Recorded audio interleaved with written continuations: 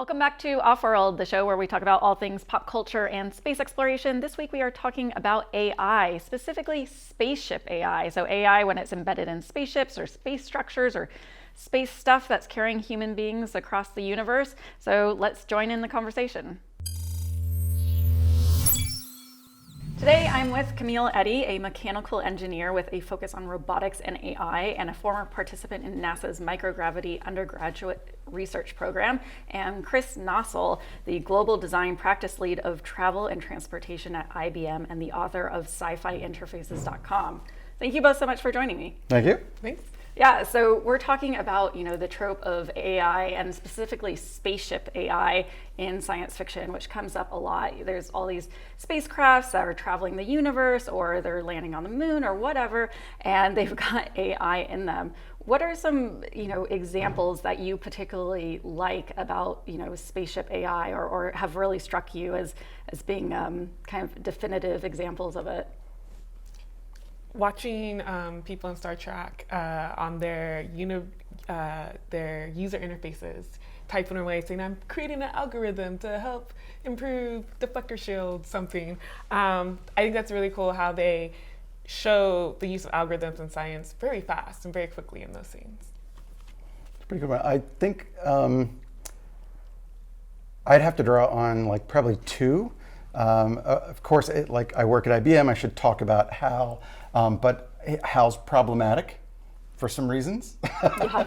I'm more fond of both The Heart of Gold from The Hitchhiker's Guide to the Galaxy, both for its incredibly annoying personality, which I think is illustrative of things we ought not to do. And I'm also super fond of the fact that the spaceships in Battlestar Galactica are themselves sentient. And that, to me, is one of the most forward-looking things that we see in screen sci-fi, which trying to catch it up with literature sci-fi. Yeah, for me, I think the things that are interesting to look at are how, there's such a wide variety. So it's you've got an alien, you've got Mother, who is kind of just a take on Alexa, more or less. You know, it can just go fetch things and do things, basic stuff. And then you've got, all the way to, say, Wall-E, where it's really, an embedded controlling sort of AI in the spaceship. We see in a lot of science fiction, especially older science fiction, AI that's essentially like the Alexas that we've got in our houses today. Oh, yeah. What's out there that, goes beyond that in science fiction that you've really enjoyed that I guess is still taking AI to that futuristic place even in 2018? Watching the immediate translations of different languages, that was really interesting always to see their mouths are moving but they're hearing and understanding different languages. Oh yeah. Yeah, and we're seeing that happen more and more even today, where they're coming up with these little translators in your pockets. So I think that's really interesting. That's a cool one. The thing that always totally frustrated me, because they have lots of technologies in Star Trek to manage the translation, but I never understood how you could see their lips making the other language. The English sound? That didn't make sense to me. Everything else made sense but that. But still, yeah, that's super exciting. I think for me, there's a really exciting moment in Prometheus where there's both an AI that's walking around the ship. Of course, that's David. Yeah. But he's interacting with the ship, managing the parts of space travel that humans really can't be bothered with in this case, because they're in sort of their hibernation mode, but also because there's stuff that's beyond our ken. But that, to me, starts to signal that sci-fi is beginning to illustrate how we're going to be handing different tasks to AI than we are to humans. And that's, I think, going to be pretty key to getting it right. Yeah, I mean, one of the core things that you see in so much science fiction is voice-controlled AI. Like the main interface to AI is voice. Do you think that's, I mean, I know you've analyzed this a lot with sci-fi interfaces. Is voice interaction, is it just tired, or is there a good reason why everyone's using voice? Or, are there other places to go that sci-fi should be considering? I certainly think that voice has a lot of power, right? We're able to represent things in our conversation now, everything from the super abstract down to minute details, like what a cool necklace you have on here. And it also, we don't have ear lids, so voice is available anywhere, anytime. I'm quoting McLuhan there, that's not my quote. So for that reason, voice has a lot of power, but it's incomplete. A lot of the stuff that we see in screen sci-fi are the beautiful visualizations that would be harder to convey through voice. If I was going to show you a flow diagram of where power is going from engines, to life support, or to shields, or to weapons, it's much quicker to see a diagram and see Scotty actually put more power to the deflector shields or to route it all to life support. Would make much more sense in a visual way. And for that, I'm super happy that we live and watch sci-fi with the cool CGI and art direction that we've got today, because we can see a lot of those visualizations on screen. It always makes sense on deep investigation, but this notion that it's going to be a combination of voice and some sophisticated information visualization, I'm on board for that. I mean, so you've worked with actual astronauts before, and you've talked with them. Do you think voice, when you're imagining what they've gone through, do you think voice is like a really easy way of interacting when you're, in microgravity and floating around? Or have you heard of other ways in which astronauts like to interface with their technology on board the space station? Yeah, I think, voice could pose some problems, definitely, whether, it's understood correctly or things like that. So I know that there's a lot of touch interfaces up in the International Space Station. And I think where we're going to see an improvement in technology is being able to get those user interfaces down to being very simple, and that they complete all the tasks they need to do and have some help along the way to say, hey, this is a task I'm going to be doing, and creating those streamlines, making them better. So I think that's the future. Can I ask you a question? Yeah. So I'm in microgravity and I have a touchscreen interface. Yes. Don't I understand correctly that if I touch my selection, I'm going to be pushing myself away from that screen? Yeah, for every action, right? There's an opposite reaction. Okay. So you got to be careful. You got to be strapped in. So I've seen like the bars on the side of the screen, but that means that you now have to think about the interface. Every astronaut is one-handed, unless they're strapped in, right? There's a lot of, when they're coming up with new technology that they're going to use in space for the first time, there's sometimes a requirement that says must have one-handed operation. Okay. So when I was in Microgravity University, we had to design our tool to be able to have one-handed operation. That makes sense. Yep. Okay. Yeah, very cool. So actually talking about the International Space Station, I know they just recently have now Simon, which is some AI floating face thing like aboard. And it's the thing that really struck me about Simon was the fact that it was actually kind of built as a collaborative tool that it could help astronauts in problem solving and solving things. And this is something that I thought was interesting, because a lot of times with AI, we talk about division of tasks and division of roles, and we assign them to do something so we don't have to worry about it. But this is actually something where it's collaborative. Is collaborative AI something that's like present day being developed more and more as opposed to task-based AI? Yeah, I think that fits right into the NASA astronaut model and way of living, because they're very collaborative anyway. So the idea that AI would just be on the ship running its own thing, doing its own processes, doesn't actually fit with their character. It would make sense that NASA would, or the space industry in general, would be interested in creating something that's more collaborative.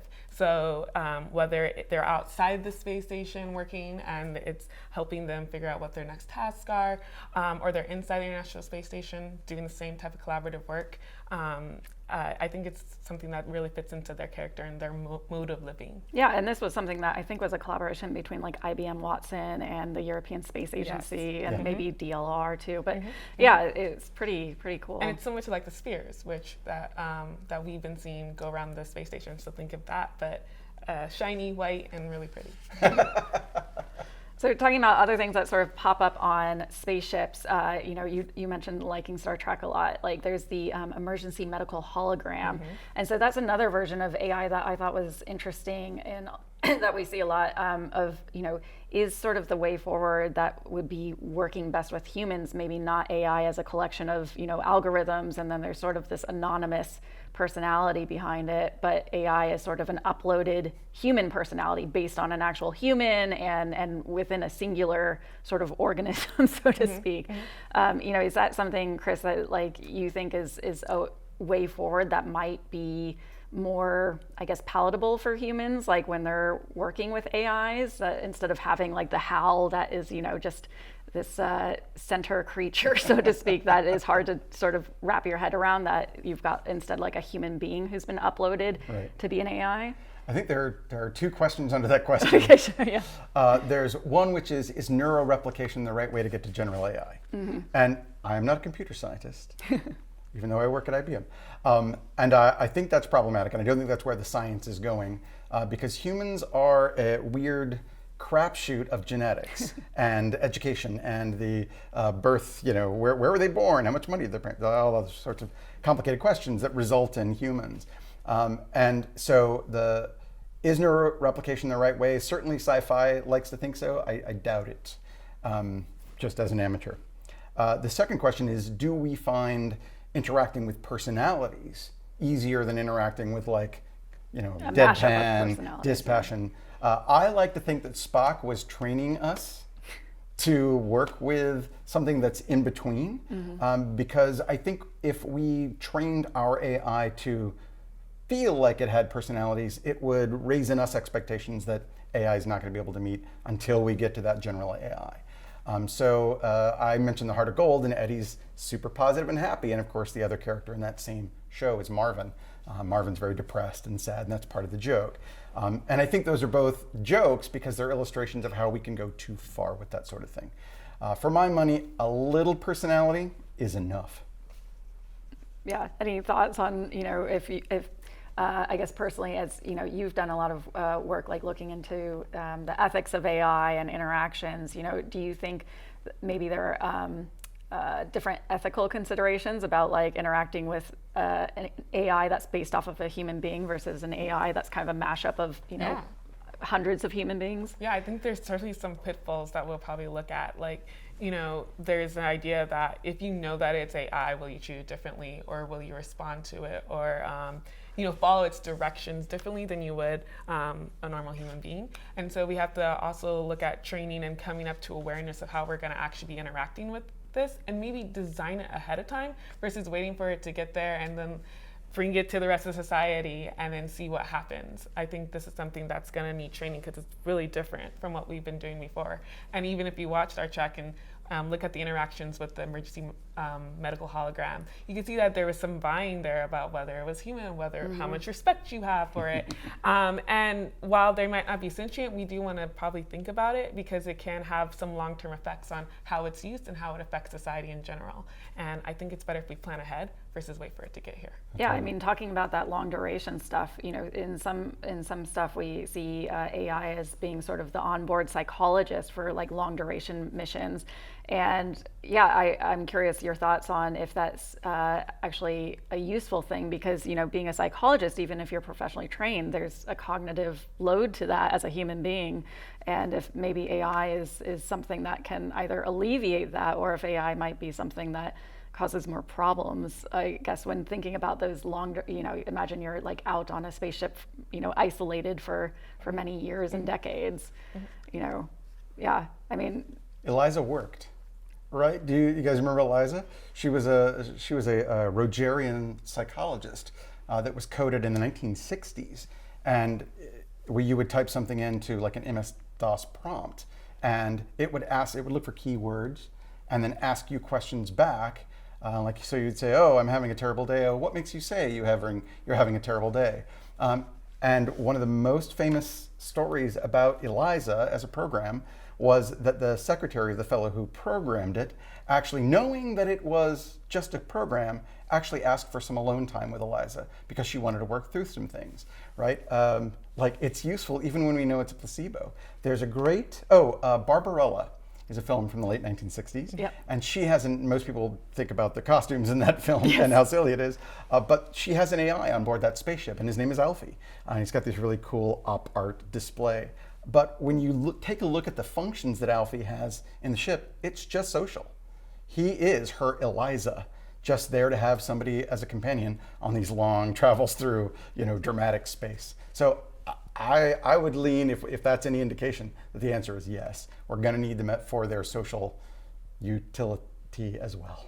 Yeah, I mean, something that I think this brings up is if we should be embedding worry into AI or not. So a few examples are For instance, in Alien Covenant that I just watched recently, the ship is trying to go into the atmosphere, and the ship just very basically is saying, I can't let you do that. The ship's going to break apart. And they're like, override. And the ship's like, no, I really can't let you do that. The ship is going to break apart. And they're like, override anyway. So that's like a very basic level. But in, for instance, Hitchhiker's Guide to the Galaxy, there's a scene where Arthur is asking for a cup of tea, and the spaceship says, oh, I've analyzed your emotions and everything about you, and I've developed the perfect drink that you want. Here it is. And he's like, I don't want this. I just want tea. And so the spaceship is going like, why would he want tea? Why doesn't he want what I would want to give him? And is so perplexed about this that it's unable to like deal with like a missile attack at the same time, because it's worrying about why is the human not going for it. And then what else? Oh, like in Moon. So the space structure on the moon is very concerned about its human occupants because it's been designed to. But we kind of see then AI getting, I guess, a bit complicated because of that. And it's worrying so much about humans that it either can't accomplish other tasks, or it's kind of overstepping its bounds because it takes this one thing about worrying with humans. And so I guess the question is sort of like, especially when it comes to space and you're dealing with humans who are isolated, should AIs be worrying about humans, or should we leave worrying about humans to other humans? I guess this is kind of an ethical question. I know it's kind of large. No, yeah, I think worry is one of those things that make us also unpredictable. So personally, if I was living in a spaceship, I don't know if I want to be near an unpredictable AI. But I do think it's interesting to look at AI as far as, being able to understand different things. Like we're already using chatbots, that are using predictive algorithms. So what does that look like? And seeing how you can create a more comprehensive lifestyle with the collaborative AI. So it's collaborative not just in the sense of International Space Station, right? It's collaborative in the sense of living your everyday life with AI. Yeah.